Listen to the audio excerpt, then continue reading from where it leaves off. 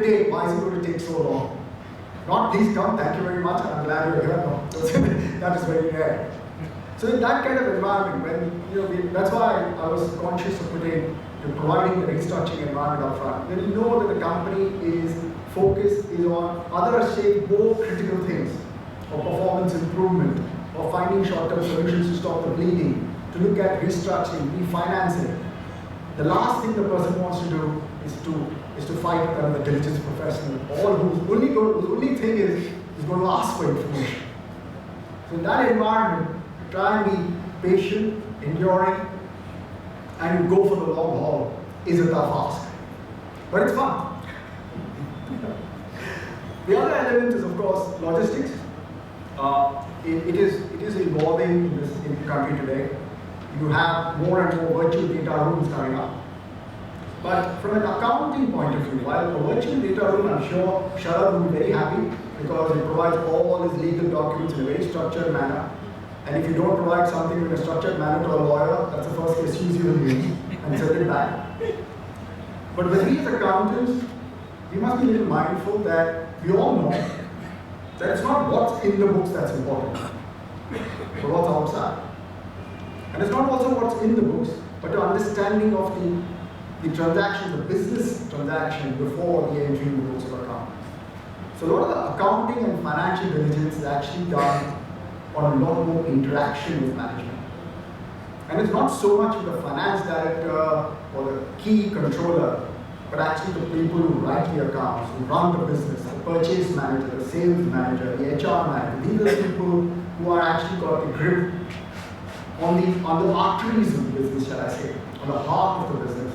And when you have a dialogue with them, your understanding of the business becomes far clearer. And when your understanding of the business becomes clearer, the issues become clearer.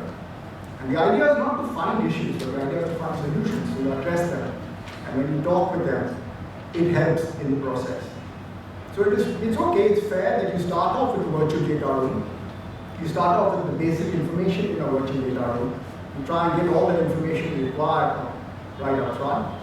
And then you try and facilitate visits to the company and then work out this. The other element in this is site visits. In a restructuring environment, this becomes a little more critical. Because one of the key elements in a restructuring environment like we talked about is carve-out. So in a carve-out situation, actually, as Sharad was able to point out, which I heard was, you cannot create a fictitious carve-out. It has to be something which is legitimate in business, apart from it being legitimate in tax and law. It has to be legitimate in business, that there's a clear carve-out which makes sense. So only when you go and visit the site can you see, is it possible to carve out the two businesses? You have seen many a practical example where there are a lot of common facilities between two businesses. The canteen could be common, the warehouse could be common. It could be all within one boundary. How are you going to physically carve out the two businesses is a challenge. And sometimes it's laymen, such as accountants, who actually find these problems. Who identify that how's the entry going to be. So then you know that any access is something which you need to put into the transaction documents. The right of way, things that are as simple as that is important when you define a carve-out. So a site visit does become a little more meaningful. Because again, in a restructuring environment, it's possible that the business operation may be suspended. To get a sense of how the fixed assets actually look, I understand we're not technical experts, but you get a fair sense, are they in operation or not? And are they in due care and repair, or do they require a lot more extensive maintenance before they actually put out to speed? So those are important elements. And the third most critical point here, which I would like to stress on, is confidentiality.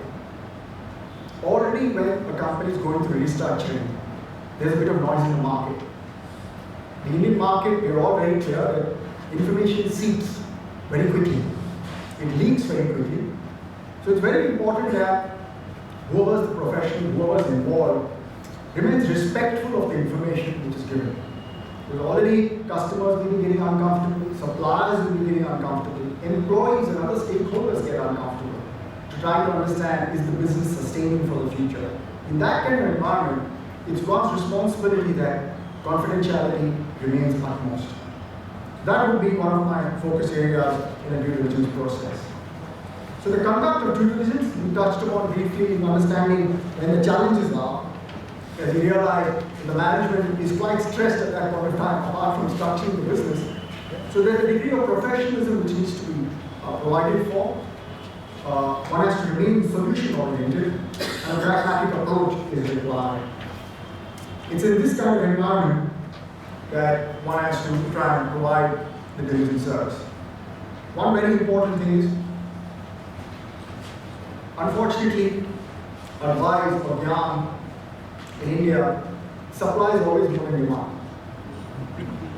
And it's tragic that sometimes even a due diligence provider will be the first to go and tell the target company all that is wrong. You're doing this wrong, your accounting is wrong, the financial statements are wrong, the way you make purchases is wrong, the brand of your company is wrong. It could be into elements not his area of expertise, but he will be very keen to explain what is wrong and provide solutions voluntarily or involuntarily, whether he's asked for it or not. Because he's got an opportunity for someone to hear him. And then he has that audience who has to unfortunately remain respectful to him and give him the information he requires. A due diligence provider does get carried away. And he starts to quantify. He believes he's also giving a lecture in a seminar, and then he starts to give also. That one has to remain respectful and mindful. Nobody knows the business better than the target management. In those few days which you as a diligence provider spend is nothing compared to the years the manager has put in investing and understanding their business. In those 3 days, whatever you can respectfully learn. The more you keep quiet, the more you understand, it's far better. And as it's said in nature, that's the reason nature has given us 2 years and only 1 month. Fair enough. So given the conduct here, so let's look at what the focus areas are. If I step back and look at it from 40,000 feet, what the fundamental reason one does diligence is to understand the value of the business. And to understand the value of the business, I have an expert valuer sitting next to me, so I will remain in layman terms. It is to get the enterprise value. How to get to enterprise value? Sujal Bhai will tell us. But apart from that, once you get your enterprise value, it could be a multiple of EBITDA, it could be your net assets and various other related cash flows. From a diligence point of view, you're conscious about 2-3 elements. One is the level of cash in the business, what is the level of debt in the business, and what is the level of working capital. Because after you deduct all of this, you get your equity value. And from the working capital, you've got to be conscious of what is the level of working capital required and what is actual. It's possible because it's in a stress situation, but the working capital of the business is far less than what is actually required by the business. The level of inventory and receivables, less the creditors could need to be at a certain level if the capacity utilization is high. In which case, then you need to make an adjustment for the requirement of working capital. Because as soon as you take over the business, you may need to invest more to bring the level of working capital high. It's also possible that the working capital is much higher than what is required. Because the level of inventory is very high, receivables are very high. It's also therefore, if the level of working capital is much higher than what is the normative level, again an adjustment is required. And that's when you come to equity value. So these are critical elements to understand what is the free cash. Not trapped cash, but free cash. And I mean the difference is trapped cash is like certain investments, for example, cash balances which are handed over to the authorities, as a security. Or tax authorities sometimes require you to place deposits with them. Those cannot be in cash. Your electricity deposits, those are not free cash. Investments which are encumbered, that's not free cash. So those elements have to be excluded to get your free cash. And we'll talk about what is debt and working capital in the pages following. And depending on who is asking for the diligence, it's possible that the area of focus will change. Like we talked about earlier on, that a private equity investor has got either critical other areas of concern. He's focused on profitability, exit, and cash flows in the near term. A strategic investor is also looking at synergy benefits and also looking at how we can try and grow the business. And whereas the lender is looking more importantly on the cash flows so as to enable repayment of his debt. So these 3 elements are quite different. So depending on who the person is who's carrying out the diligence, it's possible the focus might change a bit or shift a bit. There are 6 main areas one focuses on in our financial due diligence. But the underlying focus, the predominant or dominant factor is cash. If there's one lesson which Enron taught all of us accountants, all of us, is cash is king. For all that juggling which happened in accounting, if one just followed the cash trail, one would have identified the true nature of accounting which actually happened, or the true nature of that business. Across all those fictional derivatives and instruments and other structures which are there. Cash is key. If you follow the cash, understand the cash movement, you understand the business is far easier. And all the other elements, if you look at it, all impact cash. In a restructuring environment, you're looking at 3 elements of cash. First is the cash burn. Because the company may be bleeding, so what's the level of cash still required which is required to burn? Second, the cash liquidity. Once the burning stops, is it actually generating cash? And third, and as it stabilizes, the cash sustainability. So sustainable, so burn, liquid, and then sustainable cash flows. The key element is the sustainable cash flows is then when you know that the business is on a sound footing. And all the other elements, if you look at it, are all further deviations or dimensions of cash. Fixed asset is the amount of investment of cash required to again revive the business.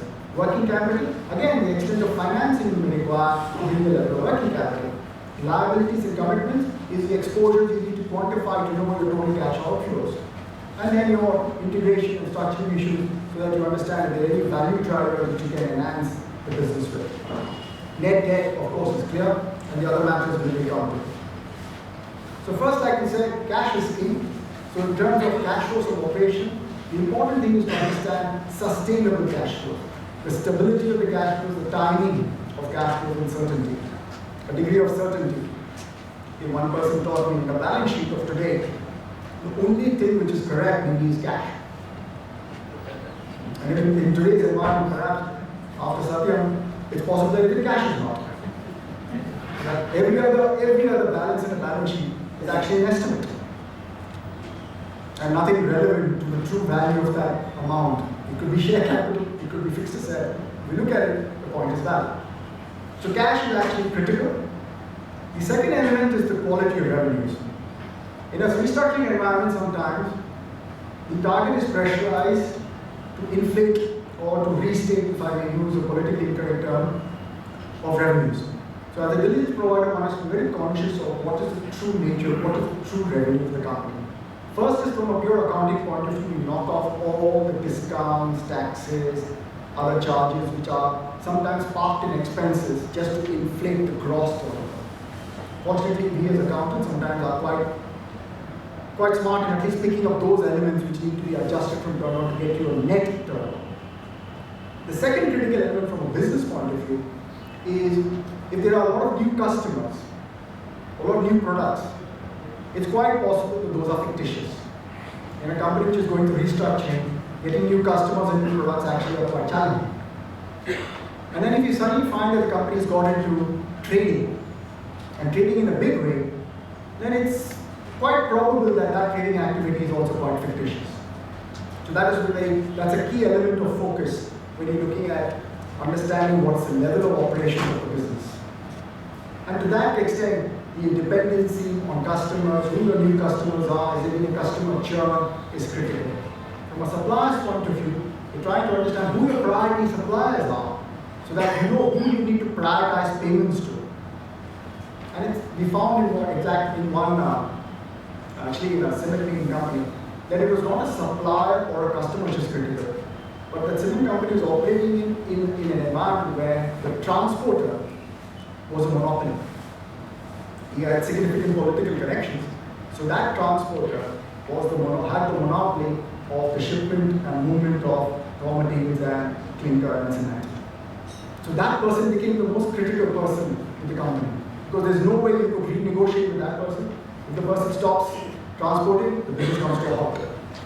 So to understand who the value drivers are, who the critical suppliers and customers are, what runs the business, what's the vital line or critical part is critical in a restructuring environment. Apart from that, it's the level of margins so that you understand what's the fixed cost in some companies or in some businesses, shall I say, retail for example. level of fixed cost is high. Banking, again, fixed cost could be high. So the level of margins need to be quite high so as to absorb those fixed costs, leaving you some margin below so as to be able to then pay out your debtors and leave some cash for your shareholders. Apart from that, the change in cost, the standalone costs, the additional costs which are there, could have an impact on what is the quality of earnings on net operating cash flow, which is then left to invest, repay your shareholders, repay your lenders, and balance left for your shareholders. Another key element in the profit and loss which needs to be cautiously looked at is foreign exchange. Even today, you have a lot of Indian companies who believe they are experts in foreign exchange. Therefore, they leave a lot of unhedged balances. They believe they can ride the market. Outstandings from customers are left unhedged. Payments to suppliers, they believe they have a natural hedge because of what is due from the customer. And it's quite possible customers may stop paying and you're still required to pay your suppliers and you have a huge unhedged position. And sometimes the mismanagement of cash flow is possible because of mismanagement of Forex. The Forex again becomes a critical element. And don't be fooled by the amount which is put in the profits card. But sometimes the amount of the profits card is only the net balance, the net impact. And sometimes these are the Forex balances, some of these deviations are either sometimes parked along with purchases and absorbed there. And you need to therefore pull it out and identify what is the Forex risk the company has taken or still remains unhedged. Apart from the next element is fixed asset. A fixed assets in a restructuring environment, what you're looking at is 2 or 3 main elements. First is, are the fixed assets in a degree of repair? What's the otherwise? What's the more investment I need to make just to get them revived and working to the level they should be working at? Second, what's the investment I need to make further to enhance capacity in line with projections? This is something a lot of companies miss. And this is one of the first lessons you learn in valuation. When you value the company and they give you very nice projections and they show that the turnover is going to go from X to 3X, the first question you ask them is, do you have the capacity to actually generate 3X of turnover? And then you realize that a significant investment has to be made into fixed assets to build that capacity. And that impacts automatically your cash flows. People tend to miss that. The other this is some of the accounting juggling which happens. Some of these costs which need to actually get into the P&L account is parked and grouped along with intangible assets. But we accountants are fairly sharp in understanding that this is creative accounting. It could be patents, it could be some other elements which actually need to be charged off. And again, remember that in a diligence, as I said again, it's a business-oriented exercise. So I urge and encourage all people not to get too bogged down by what is technically correct as per GAAP and to get into arguments. It's quite possible the target has a very respectful and fair treatment under GAAP. It may be eligible, it may be possible, it's technically correct that I can capitalize it.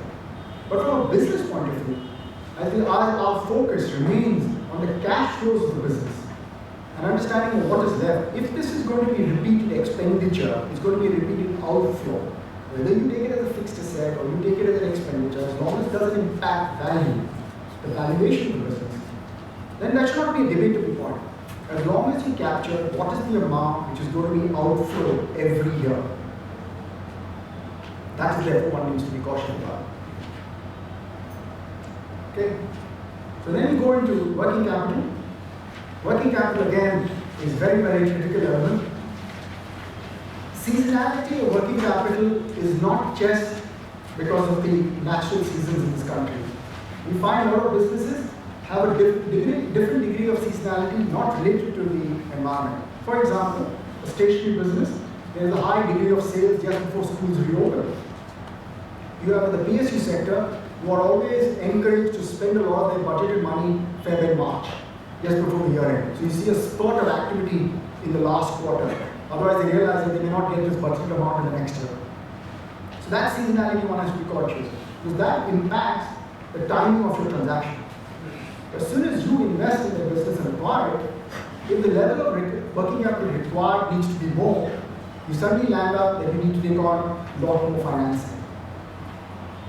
And then then suddenly the business requires higher levels of inventory, the business generates higher level of receivables, a huge volume of payables which are required to be made. and in which case then the level of financing required is much higher. It could be for the short term, but the timing, if the transaction is just closed before that, you have a huge outflow once again to be addressed. The other elements of working capital which are critical is, of course, receivables. This is again a way to capture your fictitious revenues. If you find certain receivables are just not realized, it remains outstanding for over a year, it's possible that those are fictitious revenues, or you see no repayment coming. The second element of inventory, we know that sometimes companies are pressurized to provide statement to banks of the level of inventories, which actually bear no reality to the actual level of inventory. In fact, in one situation we found where the banker showed us a certificate by a professional saying that this is the level of inventory. And the simple question we asked him, the level of inventory stated appears to be more than 2 times the annual turnover. Which respectful business would have 2 times the annual turnover as inventory? And that's when it struck the bankers that obviously this inventory level is inflated. So the basic business ratios which we use, the debtors turnover ratio, the inventory turnover ratio to sales, and the debtor realization, number of days in working capital, are all meaningful, important ratios to compute. They will all, in all of this, some red flag will be picked up to address. The other element of challenge in inventory is the valuation. And accountants remain very creative when it comes to valuation, particularly when it comes to work in progress. We find also other costs getting sometimes bumped in, and that is to be cautious that, as a minimum at least, it is not more than the net realizable value of inventory. The other point is advance to suppliers. This is something which is missed out, particularly in a restructuring scenario. It's possible that some of these advances to suppliers have already been forfeited. Because the company is going through a bit of stress, the company may not have bought for some time. The company may not acknowledge certain liabilities to suppliers that have charged them with. And the suppliers were just on its own so on to adjust it against the advances it has. So when you need to revive operations, when you re-engage with suppliers, you find that some of these advances are actually not realized and there is actually a liability on the converse or the reverse. So these advances to suppliers are critical to look at more carefully. In India, you have this concept of fixed working capital. A lot of overseas investors, overseas lenders need to appreciate this level. You always think that working capital is something which is realized in the short term. But in India, you do have other current assets. And sometimes it's defined as current assets,